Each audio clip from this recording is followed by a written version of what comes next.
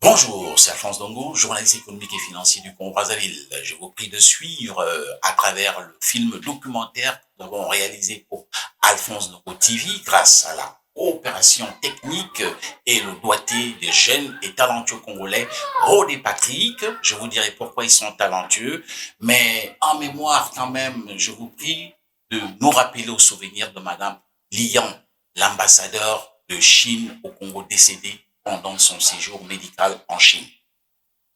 Cette femme a été pour nous d'un grand apport parce qu'elle a tant apprécié ce que nous faisons et c'est comme ça que nous sommes entrés en contact avec eux et ils nous ont donc proposé de réaliser ce documentaire qui vient cimenter les 60 ans de coopération entre le Congo et la Chine. 60 ans de coopération avec un saut qualitatif et quantitatif en matière d'infrastructures construites par la Chine grâce à une coopération toujours fructueuse et agissante. Pourquoi est-ce que Rod et Patrick sont donc des techniciens talentueux? Parce qu'il n'est pas facile de passer par les fourches codines des techniciens chinois. D'abord à Brazzaville, lorsque vous réalisez un documentaire de cette importance, mais aussi en Chine, où on regarde de fond en comble le travail qui a été effectué par ces jeunes techniciens congolais, comme pour dire que dans ce pays, il y a quand même des gens très professionnels, mais qui ne sont pas souvent assez connus et au moins la Chine leur connaît ses mérites et c'est pourquoi nous avons réalisé donc ce film documentaire en 3 séquences. La première, c'est de 1960 à 2000 et de 2000 à 2012 et puis de 2012 à 2024. Vous allez voir ce que ça représente comme coopération sur le plan infrastructurel entre la Chine et le Congo. Suivez.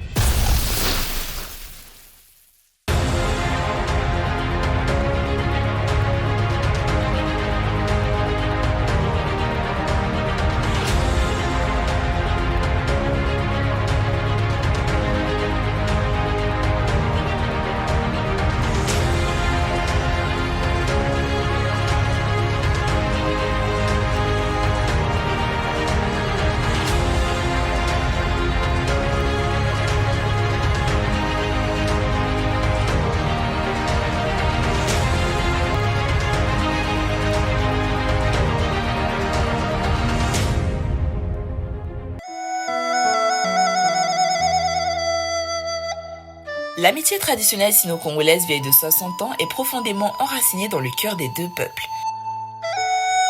Depuis l'établissement de leurs relations diplomatiques en 1964 par feu les présidents Mao Zedong et Alphonse Massamba Deba, la Chine et le Congo, la main dans la main, poursuivent leur coopération empreinte de solidarité et d'entente mutuelle qui se traduit aujourd'hui par une coopération gagnant-gagnant érigée en partenariat de coopération stratégique globale sino-congolais et la construction d'une communauté d'avenir partagé Chine-Congo de haut niveau. La Chine a contribué au saut qualitatif et quantitatif infrastructurel du Congo pendant les 60 années de coopération. Routes, aéroports, complexes omnisports, hôpitaux, ponts, bâtiments.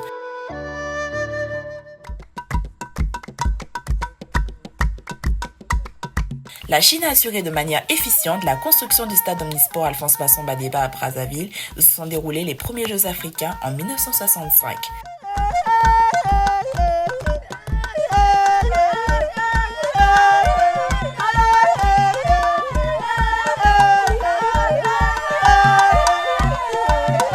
Son actif également la construction de Mukukulu, un barrage hydroélectrique 4 turbines pour 74 MW situé dans le département de la Bouenza.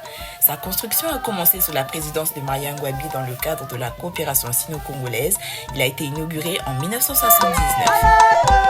Les dégâts collatéraux de la guerre civile en 1997 ont réduit sa puissance. Les réparations entreprises par la Chine pendant la période post-conflit ont permis de le remettre à flot.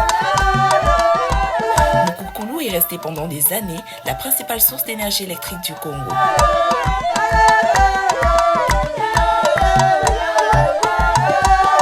À Brazzaville se tient le somptueux palais des congrès, la plus grande salle avec 1500 places est construite sur 900 mètres carrés. Officiellement inauguré en 1984, le palais des congrès est l'illustration de ce beau Congo arrimé à la modernité. C'est le plus grand lieu de rencontre nationale et internationale à Brazzaville.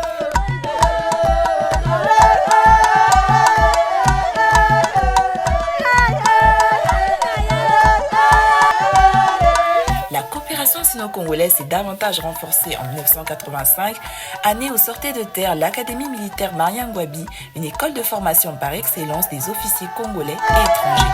Elle reçoit aujourd'hui plus de 8 nationalités africaines et offre au continent des officiers d'une qualité indéniablement pertinente et performante.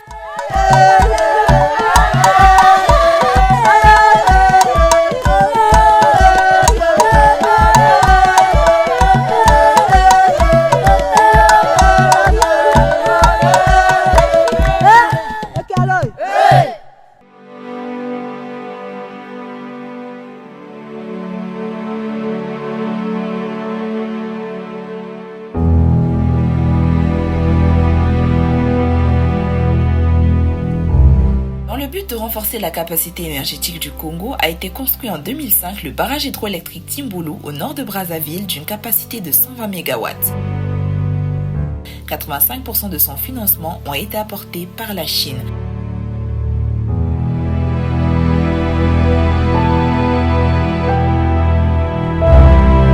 La route nationale numéro 1, Brazzaville-Pointe-Noire, est une route d'intérêt communautaire construite à partir de 2008 par China State Construction Engineering Corporation. Elle est le plus grand projet d'infrastructure dans le cadre d'un ensemble d'accords-cadres de coopération économique et commerciale entre le gouvernement de la République populaire de Chine et la République du Congo.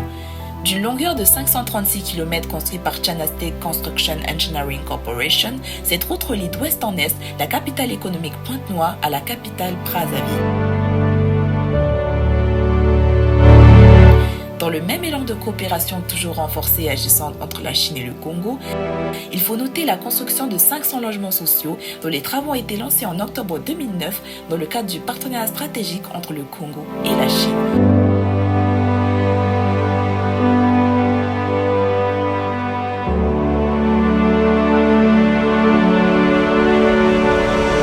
Il en est de même de l'imposant nouvel aéroport international Maya-Maya de Brazzaville, construit en 2 modules. Le premier a été livré et inauguré le 11 août 2010 avec une deuxième piste d'atterrissage de 3700 mètres et le second le 5 février 2014 par les autorités congolaises. Ce nouvel aéroport comprend 7 passerelles télescopiques vitrées adaptées aux avions grands porteurs. L'aéroport international Maya-Maya, construit par la Chine, fait de Brazzaville l'une des meilleures plateformes aéroportuaires de la sous-région Afrique centrale.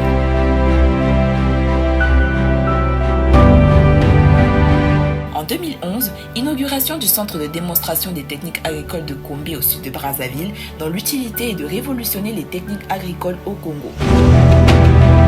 Le centre, qui se dresse sur 59 hectares, a pour objectif de vulgariser les techniques agricoles auprès des acteurs grâce à l'appui technique des experts chinois qui travaillent sur 6 variétés de manioc, 12 de maïs et 60 cultures maraîchères.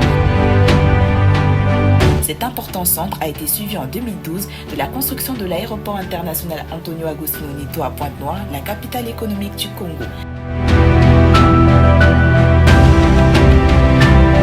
Les travaux exécutés par China Jiangsu ont permis la construction d'une aérogare possédant un espace d'environ 22 000 m², augmentant ainsi la capacité optimale de traitement de l'infrastructure qui devrait passer de 400 000 passagers à plus de 10 millions par an.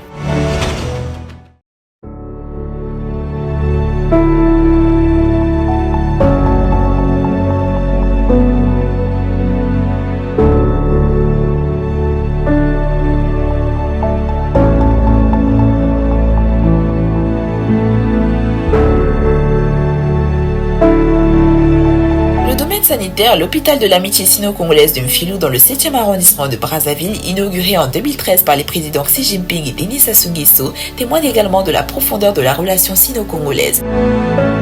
Il est le fruit de la coopération entre les 2 pays, ayant pour devise sauver des vies et soigner des malades pour l'amour du prochain.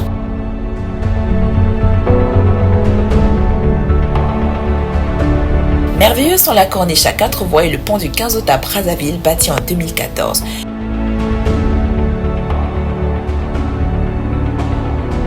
Le pont du 15 août 1960, le long de l'autoroute de la Corniche à Brazzaville, est d'une beauté architecturale et structurelle. Une promenade le long du fleuve Congo qui traverse le pont du 15 août 1960 devrait faire partie de toute visite à Brazzaville.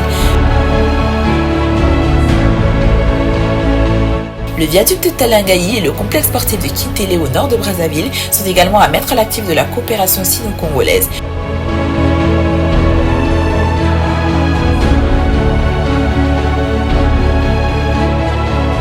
Le complexe omnisport de Kitele est un centre moderne de haute qualité. Il a abrité du 4 au 19 septembre 2015 les 11e Jeux africains à Brazzaville. Il dispose d'un stade olympique de 60 000 places, d'un palais des sports de 10 000 places et d'un complexe nautique de 2 000 places. On y trouve des hôtels, un centre média administratif, un café et restaurant, un centre d'exposition, un village des athlètes et un héliport.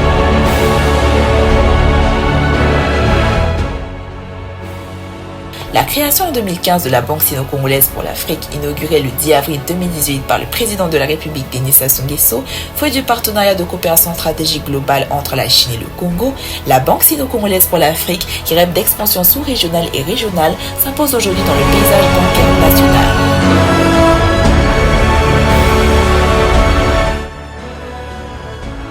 Dans le même élan de solidarité entre les deux peuples, la Chine a construit et offert au Congo 2021 le somptueux palais du Parlement, situé au cœur des institutions à Brazzaville.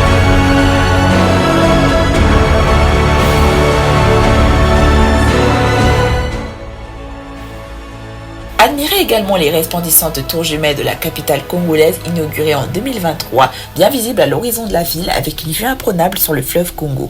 Imposantes avec leurs 30 étages, elles sont les plus hautes d'Afrique centrale.